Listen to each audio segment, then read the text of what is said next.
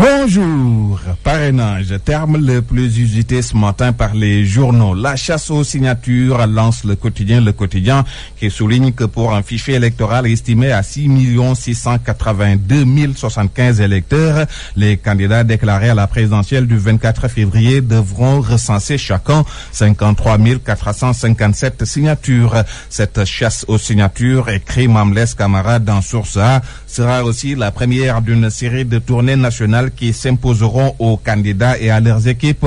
Première dépense de campagne aussi. Pour le doyen Less, des étrangetés surviendront au cours de cette cueillette à laquelle les Sénégalais ne sont pas préparés et qui va remettre au goût du jour des habitudes électorales aussi courantes et néfastes que les achats de conscience. On peut compter sur l'inventivité politicienne pour malheureusement exposer l'âme des citoyens, singulièrement les plus pauvres et les moins instruits en français, à des tentations multiples et variées. Des contentieux en nombre sont déjà donc prévisibles alors qu'on n'en sera même pas à l'ouverture de la campagne pour le premier tour de scrutin. Voilà déjà un en perspective. Il s'agit, selon les Échos, des électeurs avec des prénoms de plus de 32 caractères qui ne vont pas parrainer. L'opposition aura-t-elle peut-être l'occasion de discuter de tout cela avec le ministre de l'Intérieur, car, informe l'AS, elle s'est résignée pour répondre favorablement à la rencontre convoquée ce matin par Ali Ngouille Ndiaye. Mais d'après Vox Pop, il s'agit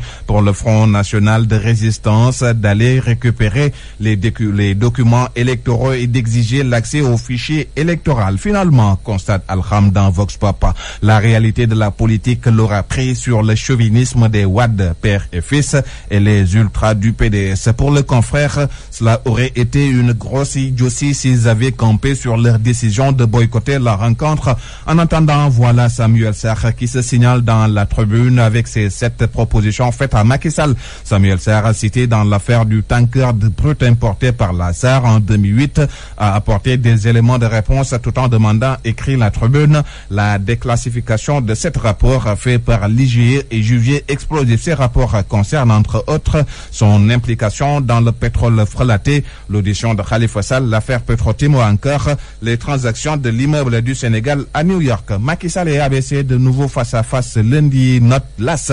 Le dégel s'interroge, Réumi Quotidien. Pour qui, en temps normal, cette cérémonie n'aurait rien d'exceptionnel. Le médiateur doit présenter au chef de l'État un rapport annuel de ses activités, mais ici, compte tenu des rapports exécrables entre les deux hommes, cet événement revêt alors une portée symbolique. Quoi qu'il en soit, Macky Sall, lui, doit se remettre en cause, notamment pour son règne. Son règne est fait de beaucoup de larmes, fait remarquer sur ça. Le journal souligne qu'en 2013, 18 212 personnes sont impliquées dans des accidents de la route, dont 456 morts. Mai 2017 bat le record des drames sur fond de plusieurs pertes en vie humaine, des dizaines de morts. Du Dakar de Médina Gounass à la vingtaine de victimes de Bettenty en passant par les victimes de Dakar, Saint-Louis, Kaffrine. La liste est loin d'être exhaustive. Note encore sur ça. Macky Sall peut cependant compter sur son PM qui, selon Direct Info, est monté au créneau pour démolir les pourfendeurs du plan d'infrastructure de Macky Sall. Bonne lecture à toutes et à tous.